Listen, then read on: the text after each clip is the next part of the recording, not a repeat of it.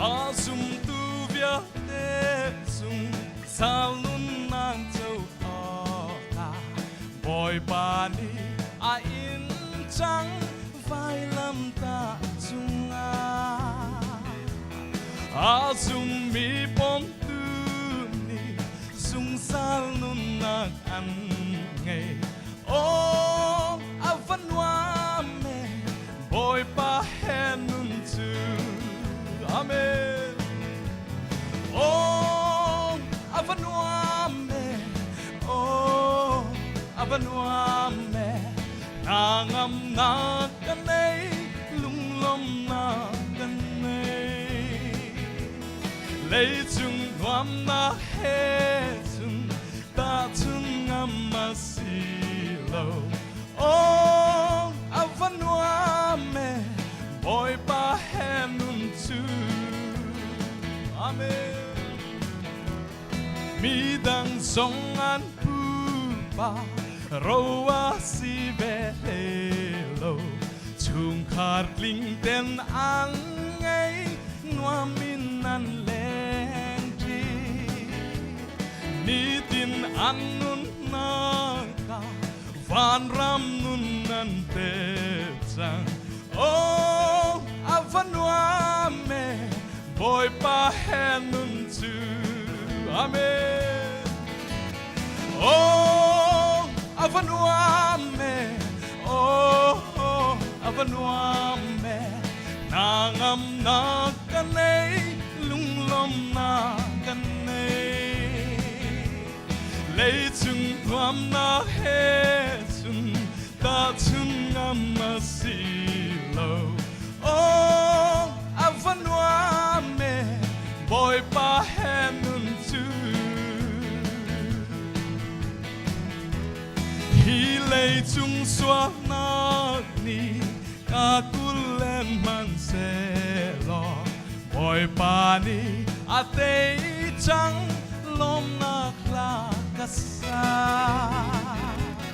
Hi lay chung xóa na ni Na akano kolo Oh, Avanuame, boy pa henun tu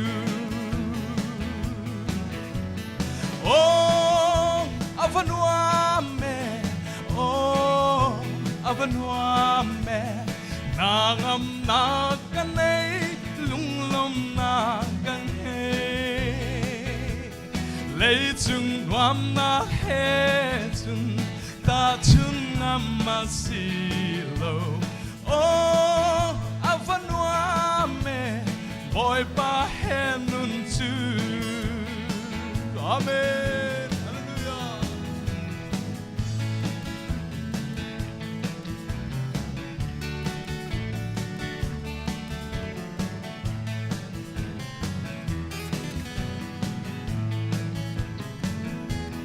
Lay chung anga tra le si fa si go man ning mi tin mu kho lo mi lung lom na kang he Amen Lay chung lom na a chun lom na a ting kho lo Oh Avanuame boy pa henun tu Amen.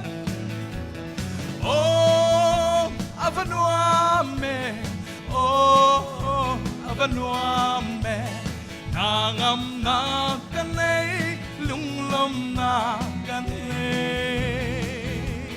Lay chung nuam na he chung, ta chung ngam masilo.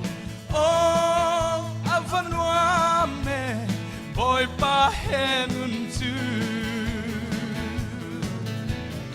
Oh, Avanuame, oh, Avanuame Nangam na kangay, lunglom na kangay Lay chung nuam na he chung, ta chung ngam masilo Oh, Avanuame, boy pa henun tu Amen.